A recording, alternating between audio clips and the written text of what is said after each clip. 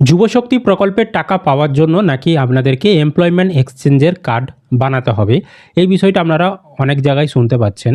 তো আমরা আজকের এই ভিডিওতে কিভাবে আপনারা বাড়িতে বসেই সম্পূর্ণ বিনামূল্যে এমপ্লয়মেন্ট এক্সচেঞ্জের কার্ড বানাবেন, সম্পূর্ণ স্টেপ বাই স্টেপ পদ্ধতি দেখিয়ে দেব, প্রতিটি অপশান সহজভাবে বুঝিয়ে দেখিয়ে দেব।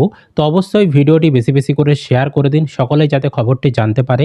আর এই ধরনের আপডেটগুলো সবার আগে পেতে চ্যানেলটিকে সাবস্ক্রাইব করবেন। আর ফেসবুক থেকে যারা ভিডিওটি দেখছেন পেজটিকে ফলো করে রাখতে ভুলবেন না।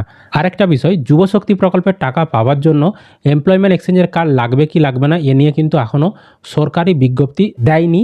তবে আপনারা চাইলে এই কার্ডটি এখন থেকেই বানিয়ে রাখতে পারেন। চলুন কিভাবে কার্ড বানাবেন মোবাইল স্ক্রিনে দেখিয়ে দিচ্ছি। সবার প্রথম আপনারা যে কোনো ব্রাউজার ওপেন করে গুগলে আসবেন, গুগলের সার্চ বোতামে এসে লিখবেন এমপ্লয়মেন্ট ব্যাংক। তাহলে প্রথমেই দেখবেন একটি ওয়েবসাইট চলে আসবে, এমপ্লয়মেন্ট ব্যাংক wb.gov.in দিয়ে এমপ্লয়মেন্ট ব্যাংক লেখা রয়েছে, এই লেখাটির উপরে ক্লিক করে দেবেন। তাহলে কিন্তু আপনার সামনে এই ধরনের ওয়েবসাইট খুলে যাবে। এবার এখানে দেখতে পাচ্ছেন উপরে লেখা রয়েছে government of West Bengal initiative employment bank. তারপর নিচের দিকে আসবেন, এখানে দেখবেন সমস্ত শর্তাবলী আর সমস্ত কিছু দেওয়া রয়েছে। এখন কিন্তু আর আপনাদেরকে আবেদন করার পরে কোনো কাগজ অফিসে গিয়ে জমা করতে হয় না, এখানে সেই বিষয়টাই কিন্তু বলা রয়েছে। এবার এখানে দেখুন উপরের দিকে একটি অপশান রয়েছে নতুন আবেদনের জন্য নিউ এনরোলমেন্ট জব সিকার বলে, এই নিউ এনরোলমেন্ট জব সিকার অপশানটায় আপনি ক্লিক করবেন। তাহলে আপনার সামনে পরবর্তী ধরনের পেজ খুলে যাবে। এখানে টার্মস কন্ডিশন রয়েছে, টার্মস কন্ডিশনগুলো ভালোভাবে পড়ে নেবেন। দিয়ে এই যে চেকবক্স রয়েছে এখানে টিক চিহ্ন দেবেন, দিয়ে অ্যাকসেপ্ট অ্যান্ড কন্টিনিউ অপশানে ক্লিক করবেন। তারপর আপনার সামনে এই ধরনের ফর্ম ফিল আপের যে পেজ সেটি কিন্তু খুলে যাবে। এখানে কি কি কাগজপত্র লাগবে সে বিষয়ে এখানে সমস্ত তথ্য দেওয়া রয়েছে।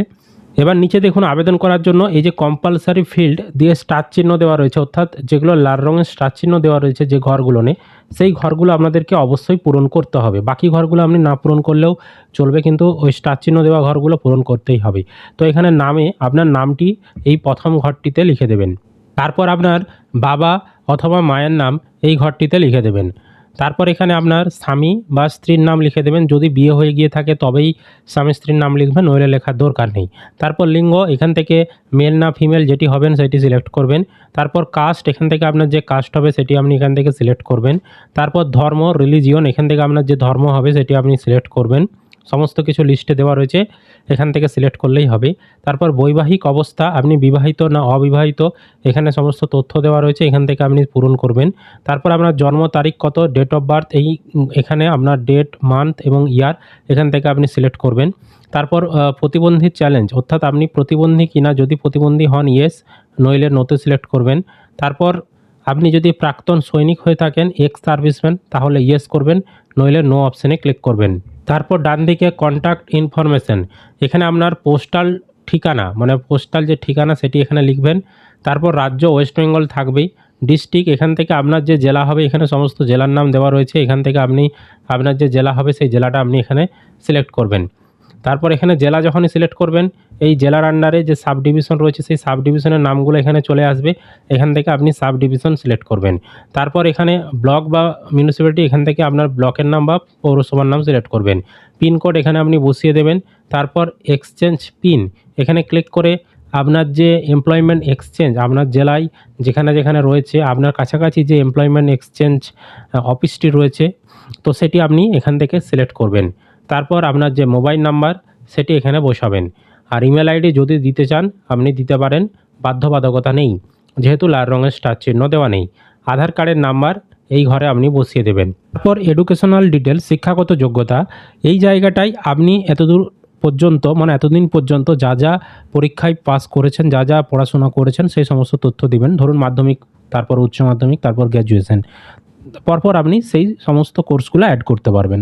আজ কেউ যদি শুধু মাধ্যমিক পাস করে থাকে তাহলে শুধু মাধ্যমিকেরটাই দেবে, উচ্চ মাধ্যমিক পাস করে থাকলে মাধ্যমিক উচ্চ মাধ্যমিক দুটো দেবে, আর গ্র্যাজুয়েশন করা থাকলে মাধ্যমিক উচ্চ মাধ্যমিক গ্র্যাজুয়েশন তিনটা দেবে। তো কীভাবে দেবেন, তো এক্সাম পাস এখানে ক্লিক করে এখানে আপনি যেই পরীক্ষাটা পাস করেছেন মানে সেটা ক্লিক করবেন। এখানে আমরা মাধ্যমিক ক্লিক করলাম, ম্যাট্রিক পাস।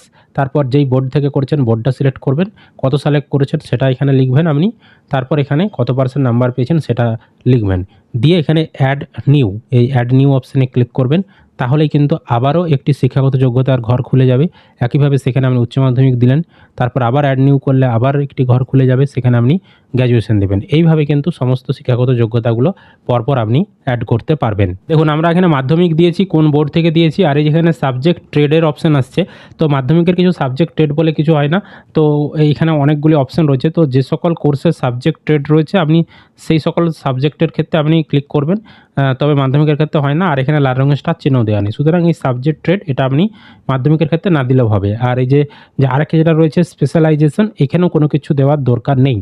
তারপর একইভাবে কত সালে পাস করেছি পার্সেন্টেজ লিখে দিয়েছি, তারপর অ্যাড নিউ করেছিলাম, দিয়ে এখানে আরেকটি ঘর চলে এসেছিলো, এখানে আমরা উচ্চ মাধ্যমিকের সমস্ত তথ্য দিয়েছি। এবার আপনি চাইলে গ্র্যাজুয়েশন যদি পাস করে থাকেন আবার অ্যাড নিউ করে গ্র্যাজুয়েশনের তথ্য দিতে পারেন। এবার নিচে আসবেন, আসার পর এখানে দেখুন অপশান রয়েছে ভাষা। ভাষাতে এই সিলেক্টে ক্লিক করে এখানে আমরা বেঙ্গলি বাংলা ভাষা জানি, বাংলা ভাষাতে এখানে রিড মানে পড়তেও পারি, লিখতেও পারি, বলতেও পারি, এছাড়াও মানে ভালোভাবেই বলতে পারি। তাহলে এই জায়গাটায় যেটা রয়েছে ফ্লুয়েন্টলি, সেটাও আমরা ঠিক চিহ্ন দিয়ে দিলাম। এবার যদি আপনি আরও ভাষা অ্যাড করতে চান, এখানে অ্যাডে ক্লিক করে ধরুন আপনি ইংলিশ অ্যাড করবেন, এখান থেকে আপনি ইংলিশ সিলেক্ট করলেন। ইংলিশ যদি পড়তে পারেন, তারপর লিখতে পারেন, তারপর বলতেও পারেন, তাহলে এখান থেকে আপনি সিলেক্ট করবেন, আপনি যেরকম পারবেন সিলেক্ট করবেন। এভাবে আপনি যতগুলো ভাষায় বলেন সেগুলো অ্যাড নিউ করে অ্যাড করতে পারবেন। এবার শারীরিক যে পরিমাপ সেগুলো দিতে হবে, আপনার উচ্চতা, ওজন, ছাতির যে মাপ সেমিতে, সেটা এখানে দেবেন। তারপর ফটো, এই জায়গাটায় চুজ ফাইলে ক্লিক করে আপনার যে ফটো সেটা আপলোড করবেন। ফটোর সাইজ 500 কেবির মধ্যে হতে হবে উইথ সিগনেচার। উইথ সিগনেচার মানে ফটোর নিচে সই করা থাকবে, সেই অবস্থায় একটা ফটো আপনাকে এখানে আপলোড করতে হবে।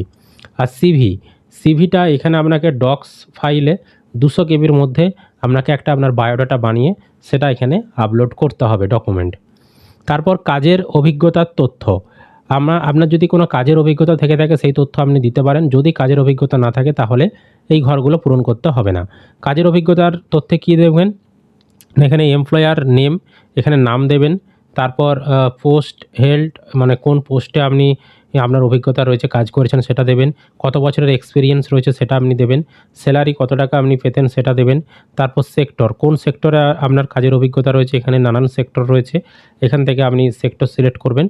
তারপর এখানে যে এক্সেপ্ট টাইপ, এই জায়গাটায় ক্লিক করলে এইখানেও আপনি টাইপ বিভিন্ন ক্যাটাগরির পেয়ে যাবেন। আপনার যেরকম কাজের অভিজ্ঞতা সেই ধরনের কাজের অভিজ্ঞতা অনুযায়ী আপনি এখানে টাইপটাও সিলেক্ট করবেন। এইভাবে যদি আপনার একাধিক কাজের অভিজ্ঞতা থাকে তাহলে এখানে অ্যাড নিউ করে আপনি আবারও কিন্তু কাজের অভিজ্ঞতা অ্যাড করতে পারবেন। এবার অতিরিক্ত তথ্য, বাসস্থানের প্রমাণ, এখানে ক্লিক করে আপনার বাসস্থানের প্রমাণ হিসাবে যে কোনো একটা আইডি প্রুফ সিলেক্ট করবেন। আমরা এখানে আধার কার্ড সিলেক্ট করলাম। তারপর এখানে প্রুফ যে আইডি কার্ডের নাম্বার, এখানে আধার কার্ড সিলেক্ট করেছি, আধার কার্ডের নাম্বারটা লিখে দেবো। আপনি ভোটার কার্ড সিলেক্ট করলে ভোটার কার্ডের নাম্বার লিখতে হতো। তারপর এই অপশানটায় ক্লিক করলে আপনি কি মানে ভারতবর্ষেই রয়েছেন, এখানে ইয়েস উইদিন কান্ট্রি আর ইয়েস উইদিন স্টেট। তো আপনি যদি রাজ্যের মধ্যেই থেকে থাকেন তাহলে এখানে স্টেট ক্লিক করবেন, তো আপনার রাজ্যের মধ্যেই রয়েছে। আর যদি আপনি রাজ্যের বাইরে থাকেন তাহলে এখানে আপনি রাজ্যের বাইরে কিন্তু ভারতবর্ষের মধ্যে রয়েছেন, তাহলে ইয়েস উইদিন কান্ট্রি এটাও সিলেক্ট করতে পারেন। আমরা রাজ্যের মধ্যেই রয়েছি তাই উইদিন স্টেট সিলেক্ট করলাম। তারপর আমরা বিপিএল কার্ড রয়েছে কিনা, বিপিএল শ্রেণীভুক্ত কিনা, যদি ইয়েস অর ইয়েস, নইলে নো হলে নো দেবেন। অ্যাডিশনাল ইনফরমেশান যদি আপনি কিছু লিখতে চান লিখতে পারেন, নইলে লেখার দরকার নেই, যেহেতু লাল রঙের স্টার চিহ্নটা দেওয়া নেই। তারপর সিকিউরিটি কোডে এখানে যেরকম ক্যাপচা কোড দেখাবে সেটি দেখে দেখে এখানে বসাবেন। তারপর এখানে দুটি বক্স রয়েছে চেক বক্স, এই দুটি বক্সে ঠিক চিহ্ন দেবেন, দিয়ে সাবমিট অপশানে ক্লিক করবেন। এবার আপনি যখনই সাবমিট করবেন এবার পরবর্তী এই ধরনের পেজে চলে আসবেন। এখানে আপনার নাম, সমস্ত তথ্য, কী ধরনের পড়াশোনা করেছেন সমস্ত তথ্য এখানে চলে আসবে, ডেট অফ বার্থ থেকে শুরু করে। এবার পেজটাকে আপনি এভাবে উপরের দিকে তুলবেন, দিয়ে এখানে ডকুমেন্ট রিকোয়ার্ড, তো কি এখানে এবার আপনাদেরকে ডকুমেন্ট আপলোড করতে হবে।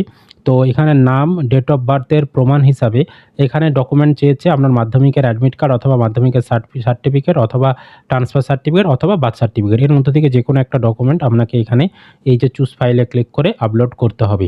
তারপর এখানে প্রুফ অফ রেসিডেন্ট, এই প্রুফ অফ রেসিডেন্টে এখানে আপনাকে আমি যেহেতু আধার কার্ড সিলেক্ট করেছিলাম, আধার কার্ড এখানে আমাকে আপলোড করতে হবে। চুজ ফাইলে ক্লিক করে আপলোড করে দেবো আধার কার্ডের সামনের দিক, পিছনের দিক।